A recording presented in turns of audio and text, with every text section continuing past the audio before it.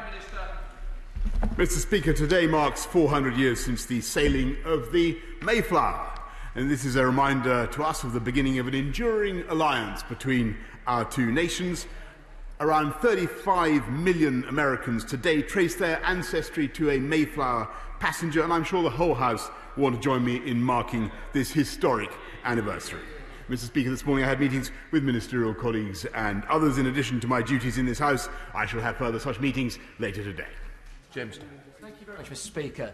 On National Teaching Assistants Day, will the Prime Minister join me in thanking teachers, teaching assistants and all support staff for the extraordinary work they're undertaking to bring our children back to schools, colleges and nurseries in COVID-secure environments throughout Bury, Ramsbottom and Tottington? And will he update the House on implementation of the National Tutoring Programme, as many of the most vulnerable and disadvantaged children in my seat need this help at the earliest opportunity? Well, Mr. Speaker, can I strongly echo his congratulations and his thanks to teachers, and just say that I believe personally passionately in the tutoring programme that we're launching, and we expect the first group of tutors to be supporting schools from November, with provision ramping up through the remainder of the autumn and spring term. We now come to Angela Rayner, who is Deputy Leader. Deputy Leader Angela. Thank you, Mr. Speaker. And many people in the chamber today, Mr. Speaker, will think the Battle of Britain is today. But actually, we marked the 80th anniversary of those veterans yesterday. And I want to put on record our thanks to all those who fought for our country in the past. Mr. Speaker wants to start by reading the Prime Minister a message that I've received from a man called Keir. Keir wasn't able to go to work today, and his children couldn't go to school because his family had to wait for their coronavirus test results, despite the Prime Minister's promise of results within 24 hours. Yeah. Keir was able to do the right thing and self-isolate and work from home. But other people aren't in this position, Mr. Speaker. Many of them are the very people who are getting us through this crisis, like the care workers that I used to work alongside before I was elected to this House. The Prime Minister once earned £2,300 an hour. So can the Prime Minister tell us, what is the average hourly rate of a care worker in this country? Well, Mr. Speaker, I congratulate the the honourable lady on her elevation, and just to say that she speaks of the constituent Keir. And I can tell her, allegedly, apparently, Mr. Speaker, he has had a negative test. I don't know quite why he is not here, but 89% of those who have tests get them within in-person tests, get them the next day, and we are working very fast to turn around all the test requests that we get. And I think most people looking at the record of this country in delivering tests across the nation will see that it actually compares extremely well with any other European country. We've conducted more tests than any other European country, and that is why we are able to deliver tests, as I say, and deliver results in 80% of the cases where we know the contacts. And she says that she asked about care homes, Mr. Speaker. And I can tell the House today we are launching the Winter Care Home Action Plan, and we will do everything. She's right to raise the issue of care homes. We are concerned about infection rates in care homes, but we will do everything we can to ensure that care homes and their workers are protected.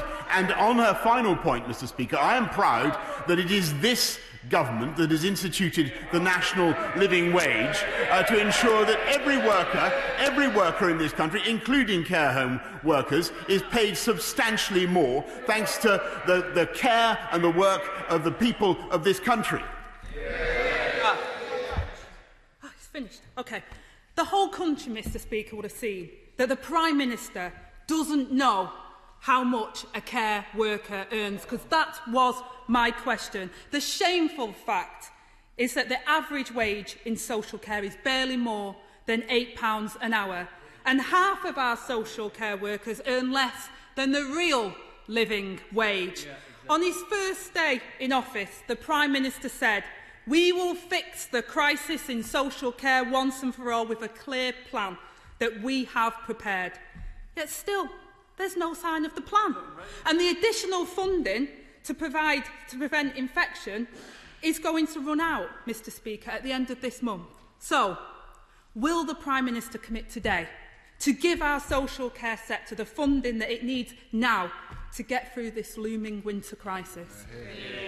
Mr Speaker, she's asking an important point, and we are concerned about the rates of infection in care homes. Clearly, they've come down massively since we instituted the £600 million care home action plan.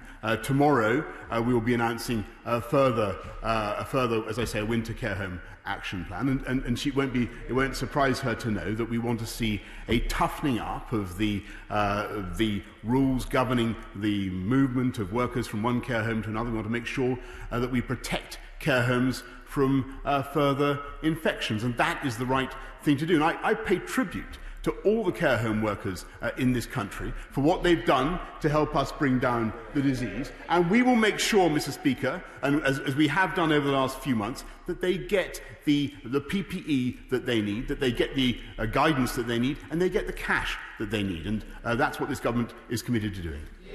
Angela Rayner. Well, Mr Speaker, I do welcome the Prime Minister's comments, but I must say to the Prime Minister, get some skates on it. Those care workers are still not getting the PPE they need. They're still not getting the testing they need. So I urge the Prime Minister to get on top of this problem now, before the winter crisis hits.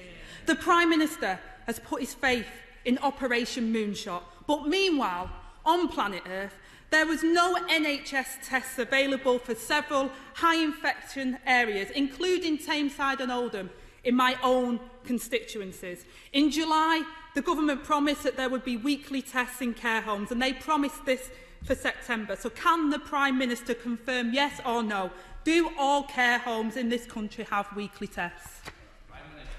Well, Mr Speaker, yes, to the best of my knowledge, care homes in this country should get weekly tests for all staff members and tests every 28 days for those who are in the care homes, the residents in the care homes. And Mr Speaker, of course, she's right to express the frustration of people across this country about the massive demand there is now for tests, and it has hugely increased. I think everybody can see just in the last few days a colossal spike in the number of people who want tests and who want to ascertain whether they've got coronavirus. And what we're trying to do now is meet that demand at record speed. And just in the last couple of weeks, we've increased the capacity of our testing systems by 10%. We've got 4 new labs that we are building in Newport, in Newcastle, in Charnwood, and in Brant's-Bridge. And we want to get up,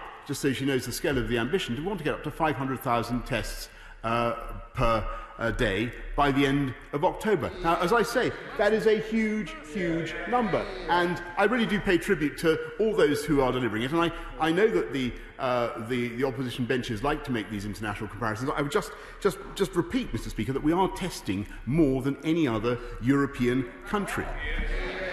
No. Well, Mr. Speaker, I heard what the Prime Minister had to say, but I have to say to him yesterday, the Chief Executive of Care England said, we were promised weekly testing for staff. That has not been delivered. Time and time again, he makes promises and then breaks those promises. In June, he told this House, I can undertake now to get all tests turned around in 24 hours by the end of June. They've had 6 months, Mr. Speaker, to get this right, and yet the Prime Minister still can't deliver on his promises. The Health Secretary said yesterday it would take weeks to sort the situation out. Well, Mr. Speaker, we don't have weeks.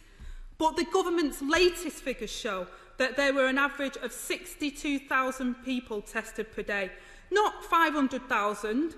The Prime Minister has said that testing capacity is at 300,000, but the average is 62,000 a day. How does the Prime Minister explain this? Mr. Speaker, we have delivered on, as I say, the most thoroughgoing testing regime anywhere in Europe. And we now have capacity. I think capacity has gone up from 200, the number of tests per day conducted, not capacity, has gone up from 210,000 last week to 240,000 this week. And just to repeat the statistics, we're now, per 1,000 people, Mr. Speaker, this country is testing 2.54, Germany 1.88, Spain 1.91, and France 1.89. In other words, we are delivering exactly what we said we would do. What is happening, Mr. Speaker, is that the British people, quite understandably, are responding to that system with a huge surge in demand. And so it's very important that everybody follows the guidance about when they should be getting a test. The guidance sent out by Public Health England, which has been sent to schools, and from the NHS Test and Trace. Angela Rayner. Well, Mr. Speaker, once again, I see that the Prime Minister says it's somebody else's fault. It's the public that are using up the tests. These were the government's own figures and own targets, Mr. Speaker, that they failed on. And the next time a man with COVID symptoms drives from London to Durham, it'll probably be for the nearest COVID test. Now, Mr. Speaker, I want to start to move on to another very serious issue. Alongside the tragic stories we've heard of relatives dying alone in care homes and people not being able to say goodbye to their loved ones, we've also heard from mothers who have had to give birth without the support of their partners or their family. The Health Secretary yesterday said that the new guidance had been issued, but even under that new guidance, many birth partners will not be allowed to join at that moment of until that moment of established labour, leaving women enduring difficult labours, or even worse, traumatic and devastating miscarriages alone without support. Will the Prime Minister agree to meet with me and my honourable friends and work with us to ensure that no woman is forced to give birth without the support that they need?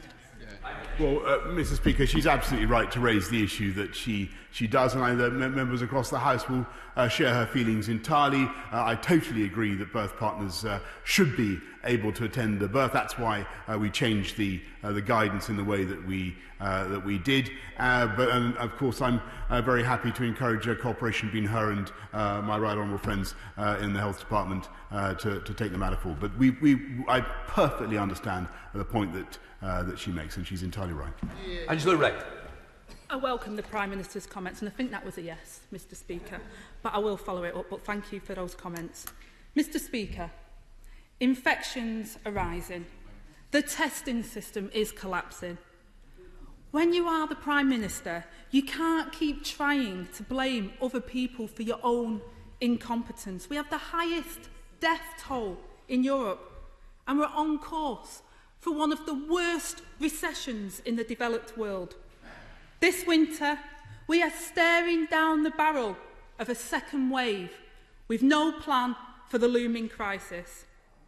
People can't say goodbye to their loved ones, grandparents can't see their grandchildren, and frontline staff can't get the tests that they need. And what was the top priority for the COVID War Cabinet this weekend? Restoring grouse shooting. I suppose, Mr. Speaker, it's good news for people like the Prime Minister's friend who paid for a luxury Christmas getaway to a Caribbean island and funded his leadership campaign and just so happens to own 2 Grousemore estates. So, Prime Minister, is this really your top priority?